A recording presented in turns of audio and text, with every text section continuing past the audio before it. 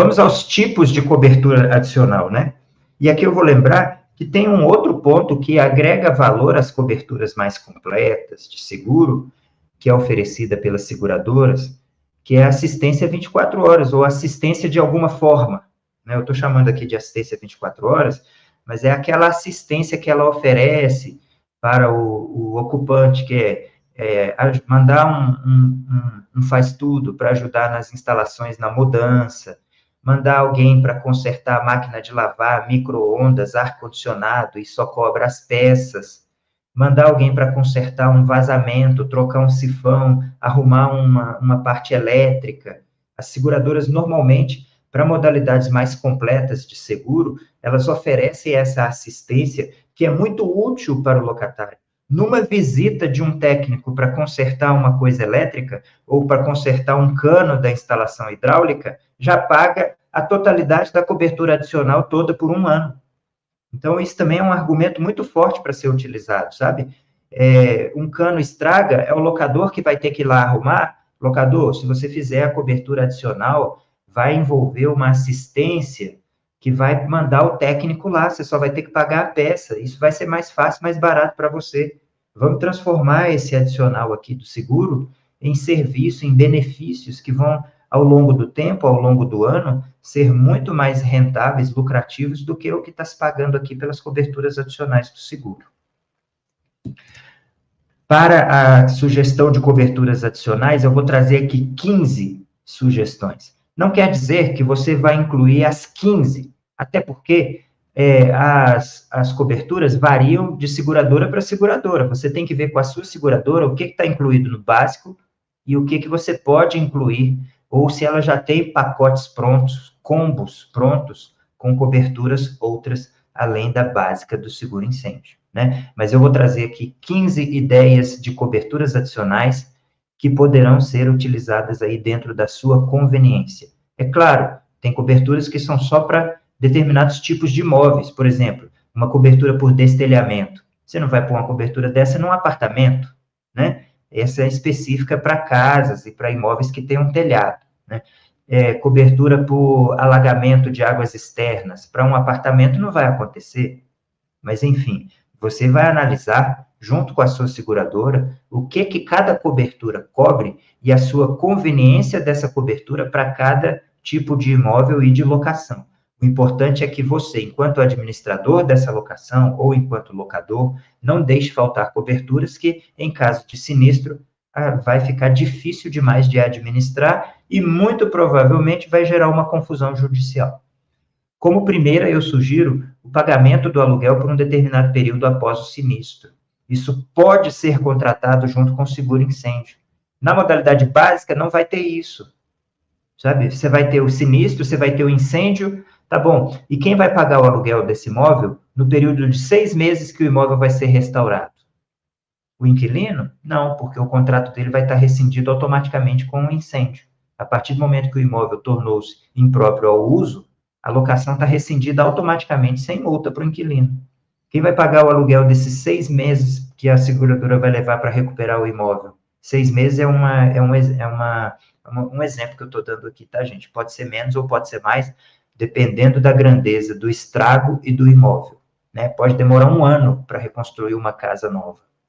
Pode demorar meses só porque pegou fogo num chuveiro de uma kitnet. Enfim, quem vai pagar esse aluguel nesse período de restauração do imóvel, que ele não pode ser alugado novamente, né? Aqui vai estar incluído essa cobertura de 6 meses, 8 meses, 1 ano de aluguel, enquanto o imóvel estiver sendo restaurado. Na segunda sugestão que eu dou aqui, são despesas com alojamento temporário ou com outro aluguel para o inquilino. Porque, às vezes, o inquilino quer continuar com a locação naquele imóvel. Só que não dá para ocupar o imóvel enquanto ele estiver sendo restaurado. Aí, esse inquilino tem que ficar hospedado ou ocupar um outro imóvel com outro aluguel. Quem que vai pagar? Ou o inquilino paga para o locador do imóvel incendiado, sinistrado, ou o inquilino paga o novo aluguel dele. Então, essa cobertura também pode ser contratada. Para reparação de danos aos bens pessoais do locatário. Se não for contratada a parte, não vai haver. E aí o locatário colocou toda a mobília dele dentro do imóvel e perdeu tudo. E se a causa do incêndio foi por falta de manutenção no imóvel? O seguro não vai cobrir. E se a causa do incêndio for por culpa exclusiva do locador? O seguro não vai cobrir danos do locatário. O locador é que vai ter que pagar. Então, é importante uma cobertura que cubra danos aos bens pessoais do locatário. É importante também pensar numa cobertura que cubra danos aos bens móveis, objetos e equipamentos que guarnecem o imóvel, que são bens do locador. Ar-condicionado, micro-ondas, fogão, geladeira, máquinas de aquecimento solar, piscina, essas coisas que podem pegar fogo são do imóvel, são do locador e não vão estar cobertas num seguro incêndio na modalidade básica. Então, é preciso prevenir isso também. Como quinta sugestão e opção que eu dou aqui, a responsabilidade civil perante terceiros, para danos causados aos vizinhos e transeuntes, danos materiais e morais. Você imagina que um apartamento, por exemplo, que pegue fogo, como ele queima muito o teto, o piso do andar de cima pode soltar completamente por causa do calor. Ou a fumaça do incêndio desse apartamento pode entrar no apartamento de cima ou do lado e tornar o apartamento vizinho inabitável por causa dos efeitos da fuligem. A parede que divide com o vizinho pode ser totalmente destruída, o acabamento dela para o vizinho, por causa do calor. Quem vai pagar, quem vai ressarcir esses danos causados a terceiros? Pode cair partes do imóvel, pode cair parte da janela, pode cair parte da varanda, lá embaixo, em cima de veículos, em cima de pessoas. Quem vai suprir esse dano? Pararam para imaginar, por exemplo, mesmo independente de incêndio, só de alguém deixar cair um objeto do 10º andar, se esse objeto cai em alguém lá embaixo, ainda que não gere a morte, vai gerar um dano moral, vai gerar um dano material, porque vai envolver assistência médica e hospitalar, vai gerar um dano moral, porque vai envolver um prejuízo ao estado de saúde daquela pessoa, que pode alcançar 30 mil, 50 mil reais, dependendo do quanto esse acidente afetar a saúde, a vida daquela pessoa. Quem paga por isso? Não houve um incêndio, não houve chamas, não houve nem sinistro dentro do imóvel. Simplesmente a pessoa que estava dentro do imóvel estava na varanda e deixou cair alguma coisa. É um seguro de responsabilidade civil perante terceiros para danos causados aos vizinhos e transeuntes que vai suprir um dano desse. Quem vai ser responsabilizado num dano desse? O ocupante e o proprietário do imóvel. Então, mesmo não tendo sido o proprietário quem estava ocupando o imóvel, ele vai ser responsabilizado porque o dano partiu do imóvel dele.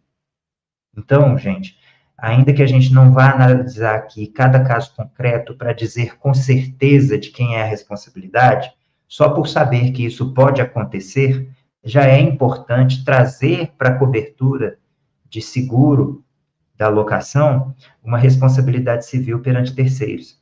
E se você deixar por conta das seguradoras, ela vai colocar uma coberturinha de 10 mil, de 5 mil, mas não, pense que um dano a uma pessoa pode ocasionar um dano moral de 50 mil reais, de 30 mil reais. Se causar, por exemplo, um dano estético, vai ser nessa ordem.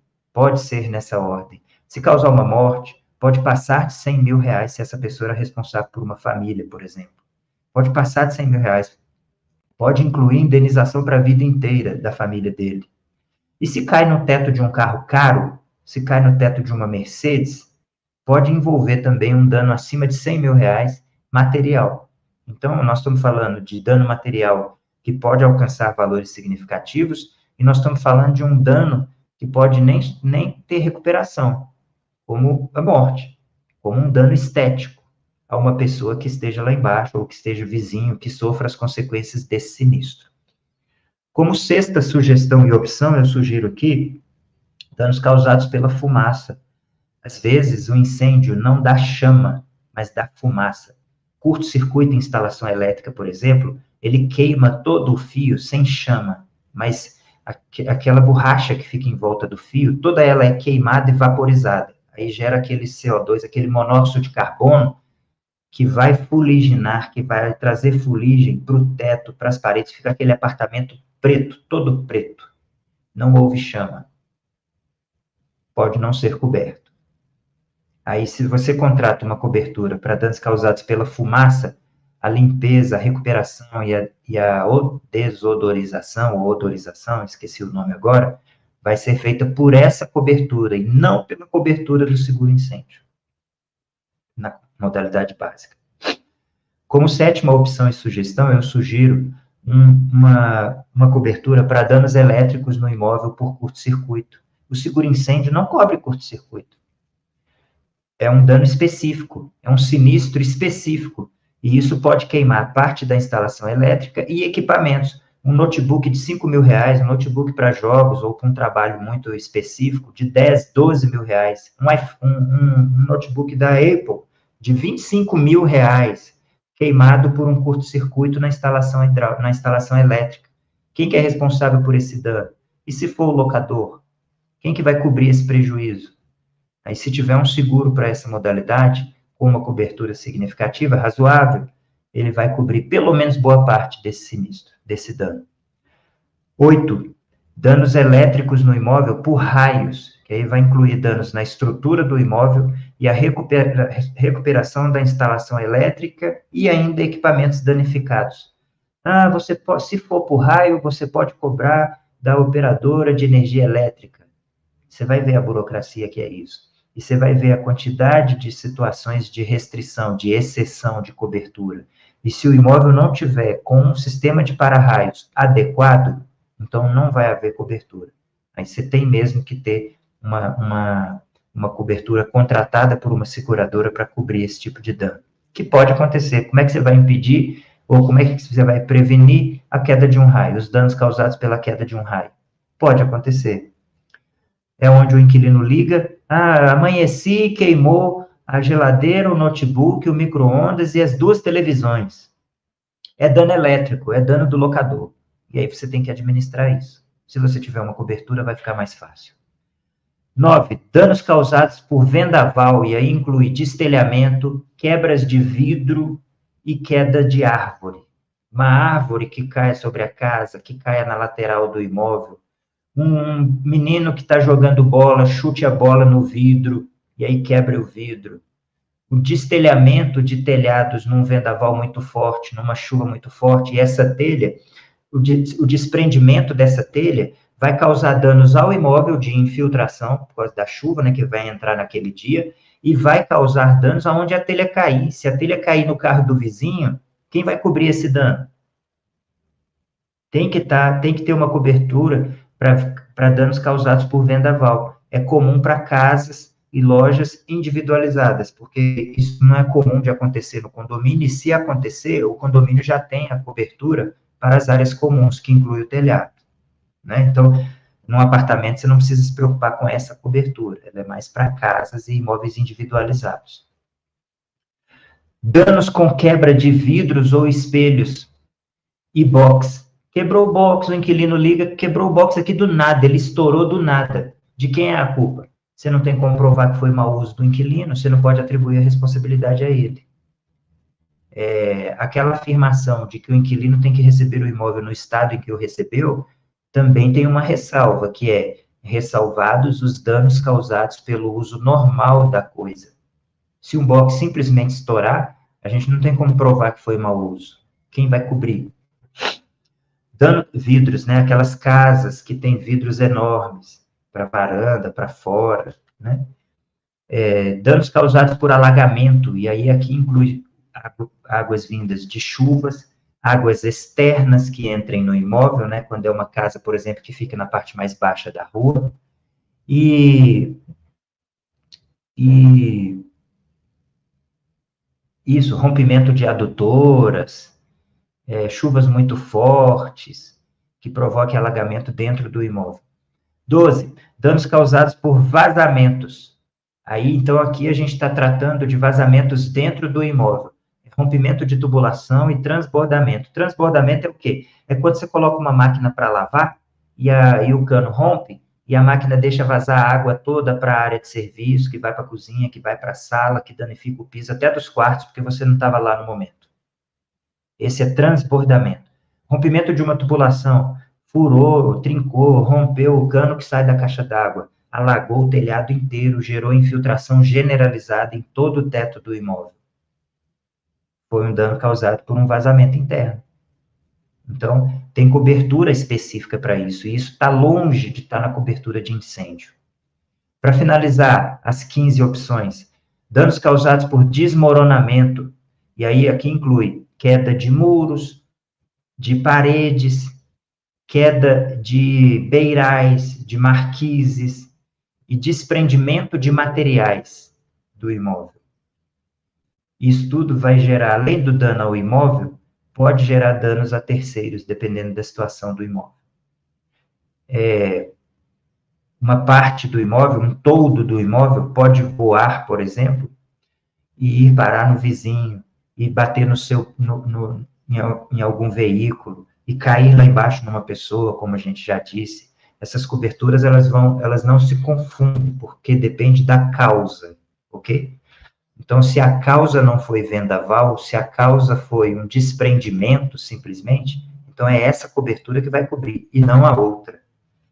Por isso é importante estar atento a cada perfil de imóvel, a cada tipo de locação. E você pode colocar as opções para o locador e deixar que ele escolha. Por quê? Porque se houver um sinistro dentro de uma opção que ele optou por não fazer, a responsabilidade não é sua. Porque você ofereceu ao seu locador e ele não quis fazer. Aí o patrimônio dele ficou descoberto por opção dele, e não por uma falha na sua prestação de serviço, por não instruir o locador, por não fazer um seguro mais completo. 14. Impacto de veículos.